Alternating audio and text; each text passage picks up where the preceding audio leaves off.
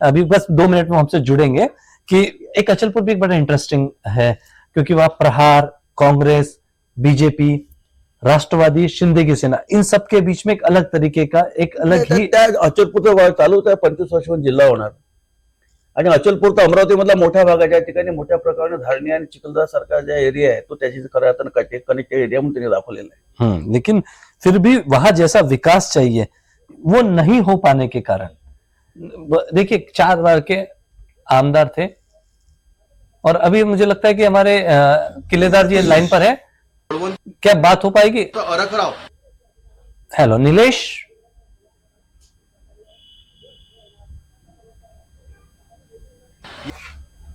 यांनी प्रभाग क्रमांक 1 मध्ये घोषणा केली. यामध्ये काँग्रेसचे उमेदवार हिना कौसार काजे खा निवडून आले आहेत. त्याचप्रकारे पुरुष गटामध्ये मोहम्मद राजिक, मोहम्मद सादिक हे सुद्धा काँग्रेसचे उमेदवार विजयी झालेले आहेत. त्याचप्रकारे क्रमांक 2 मध्ये प्रहारचे उमेदवार विजय कन्हैयालाल थावानी यांचा विजय झाला असून त्यांनी आपले प्रतिद्वंदी उमेदवार श्रीकांत चित्रकार जे भाजपाचे उमेदवार होते त्यांना पराभूत केला आहे.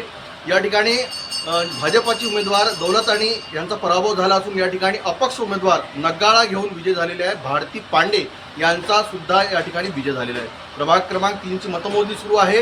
येणाऱ्या 12 वाजतापर्यंत अपेक्षित आहे की सर्व 21 प्रभागांचे निकाल येणार. यामध्ये नगराध्यक्ष पदाचे 7 उमेदवार यांचे सुद्धा निकाल घोषित होणार असून सिटी न्यूज सोबत आपण सर्व निकाल बघू शकता. नगरपालिकेचे निवडणूक निर्णय अधिकारी बळवंत अरखराव यांनी प्रभाग क्रमांक 1 मध्ये घोषणा केली. यामध्ये काँग्रेसचे उमेदवार हिना कौसार काजे खा निवडून आले आहेत. त्याचप्रकारे पुरुष गटामध्ये मोहम्मद राजिक, मोहम्मद सादिक हे सुद्धा काँग्रेसचे उमेदवार विजयी झालेले आहेत. त्याचप्रकारे क्रमांक 2 मध्ये प्रहारचे उमेदवार विजय कन्हैयालाल थावानी यांचा विजय झाला असून त्यांनी आपले प्रतिद्वंदी उमेदवार श्रीकांत चित्रकार जे भाजपाचे उमेदवार होते त्यांना पराभूत केला आहे.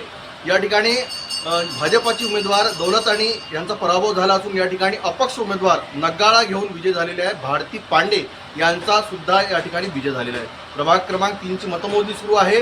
येणाऱ्या 12 वाजतापर्यंत अपेक्षित आहे की सर्व 21 प्रभागांचे निकाल येणार. यामध्ये नगराध्यक्ष पदाचे 7 उमेदवार यांचे सुद्धा निकाल घोषित होणार असून सिटी न्यूज सोबत आपण